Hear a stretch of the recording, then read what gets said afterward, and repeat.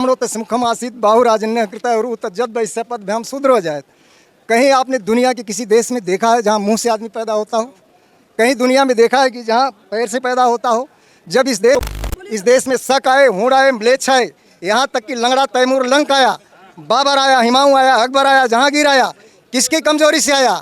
अगर कौन सी चीज़ इस देश में बची है बताओ? साबुन काट के आधा बना दिया, सर्फ को कम कर दिया, घड़ी साबुन को रेत दिया।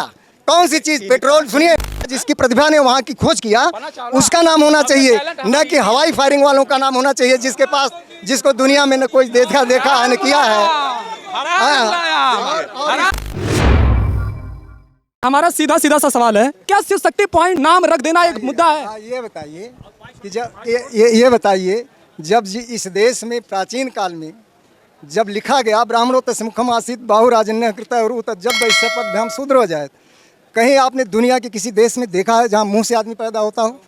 कहीं दुनिया में देखा है कि जहाँ पैर से पैदा होता हो? जब इस देश की संस्कृति कुछ लोगों ने इस तरह से बना दिया तो उसको आज ये भुना रहे हैं। इन्हीं लोगों की वजह से हम 4 भाई हैं।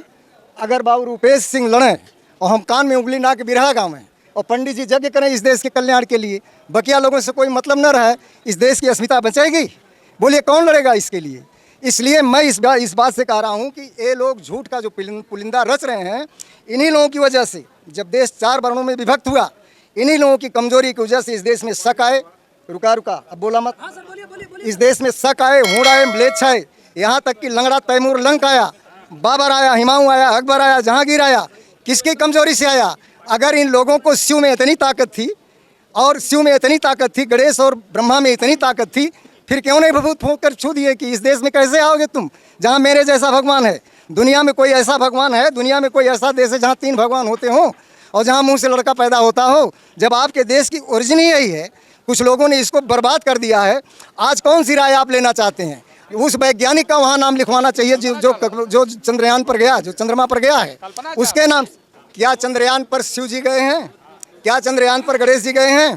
क्या चंद्रयान पर ब्रह्मा जी गए हैं? ऊपर करिए इसको। ब्रह्मा जवाहरलाल नेहरू इस देश के प्रधानमंत्री थे। किसी बढ़िया नेता का नाम अगर लिखा जाता, जिसके नेतृत्व में होता, किसी वैज्ञानिक का नाम लिखा जाता तो मैं उसको मानता। और यह कैसे हो जाएगा? वहाँ शिव नाम रख दिया, गणेश नाम रख दिया। इस पॉइंट पर क्या नाम होना चाहिए? कल्पना चावला का नाम अमर कर देना चाहिए था यहाँ पे। क्यों नहीं इस पे होता है भाई? जिसकी प्रतिभा ने वहाँ की खोज किया उसका नाम होना चाहिए, न कि हवाई फायरिंग वालों का नाम होना चाहिए जिसको दुनिया में न कोई देखा है न किया है। सर नारेबाजी नहीं, सर नारेबाजी नहीं। और आगे सुनिए, केलाल यादव मेरा नाम है, सुन लीजिए। इन लोगों ने देश को लूटा है, देश को लूटने का एक तरीका अपना रहे हैं। दुनिया का ऐसा कोई झूठा प्रधानमंत्री जिसने कहा कि सबके खाते में 15 लाख आ जाएगा? 15 लाख आया? मैं भी, मेरे जैसा व्यक्ति जो अधिवक्ता है वो सोचता था कि अरे भाई अगर 2 लाख भी आ जाएगा तब भी मेरा जीवन बीत जाएगा।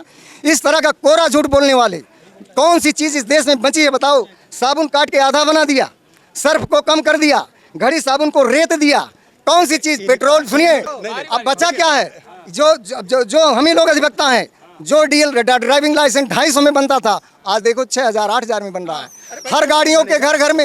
हमको महंगाई पर बोलना चाहिए, बेरोजगारी पर बोलना चाहिए। हल्ला मत करिए। चलिए, आप सभी ने अपना कीमती वक्त दिया, इसके लिए बहुत बहुत धन्यवाद। और आज के लिए हम अपने इस कार्यक्रम को यहीं पर समाप्त करते हैं। बहुत बहुत धन्यवाद, आप सभी ने अपना कीमती वक्त दिया। Thank you so much.